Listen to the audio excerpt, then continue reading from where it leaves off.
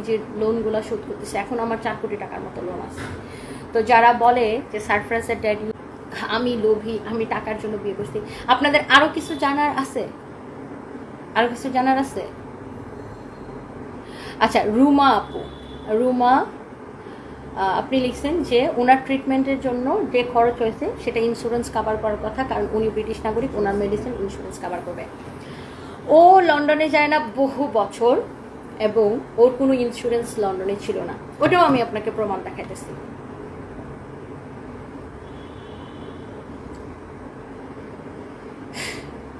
ওটাও আমি আপনাকে প্রমাণ দেখাইতেছি। ভাই, আপনাদের সাথে প্রমাণ ছাড়া কোনো কথা বলা যাবে না।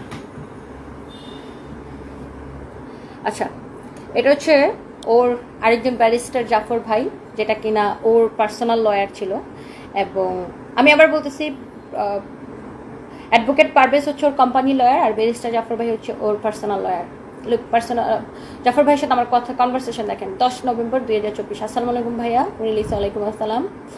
আচ্ছা, কনভারসেশন দেখেন, আমি ব্যাংকক সাদাত বার্মনগার্ড হসপিটাল আইসিইউতে আছে, কোমা স্টেজ 3।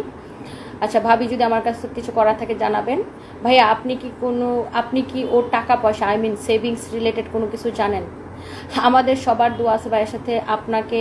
আমাকে উনি এসব ব্যাপারে কিছু বলে না। আমি লিখছি আমিও কিছু জানি না। হ্যাঁ, এটা নভেম্বরের 10 তারিখের। ইউকেতে একটা ইন্স্যুরেন্সও করে নাই। হ্যাঁ, অনেকবার উনি আমাকে সব কিছু লিস্ট দিতেন, বলছি, কিন্তু সময় হয় নাই। ইন্স্যুরেন্স থাকলে ইউকে এম্বাসি হেল্প করতো। আমি গেছিলাম ব্যাংককের ইউকে এম্বাসিতে, ওরা বললো কোনো ইন্স্যুরেন্স নাই। তারপরে আমি এই যে আমার দেখেন, এই যে উইলের কপিটা দিছি, একটা নাম্বার দিছি, ওই নাম্বারে আইসিবিতে কোনো সঞ্চয়পত্র নাই। সব কিছু আমি নিজে ম্যানেজ করছি, সাদাদের অফিস থেকে কোনো হেল্প করছে না। যাতে আচ্ছা, এটা হচ্ছে ওর অফিসের বিষয় লিখছি, ওটা আমি আর বলতে চাই না। ভাইয়া আমাকে ওর অফিস থেকে কোনো হেল্প করছে না, সেটাই লিখছি। সবসময় আমাকে রিকোয়েস্ট করছিলাম সব কিছু লিস্ট ট্রাস্টি করার জন্য, বাট সময় হয় নাই। আমার মনে হয় না আর কিছু আছে। এনিওয়ে ভাবি, আমাকে জানাবেন ঢাকা আসলে। আমারও মনে হয় না আছে। শিওর ভাইয়া, থ্যাংক ইউ।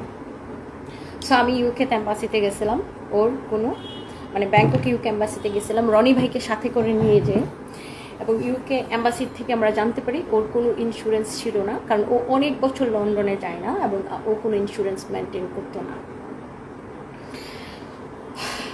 সো হোপফুলি আপনারা বিষয়টা ক্লিয়ার।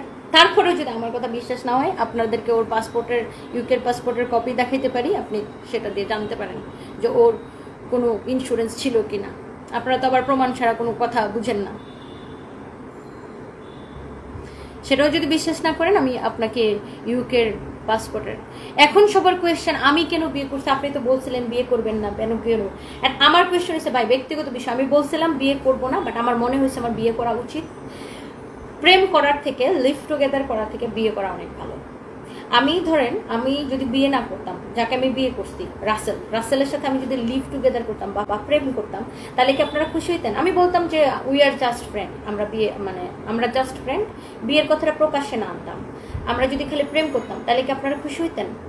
আচ্ছা, আমি কেন বিয়ে করছি? আমার বাচ্চারা এই যে বাইরে চলে যাবে পড়াশোনা করতে, আমার বাচ্চারা কি পরিচয় দিবে?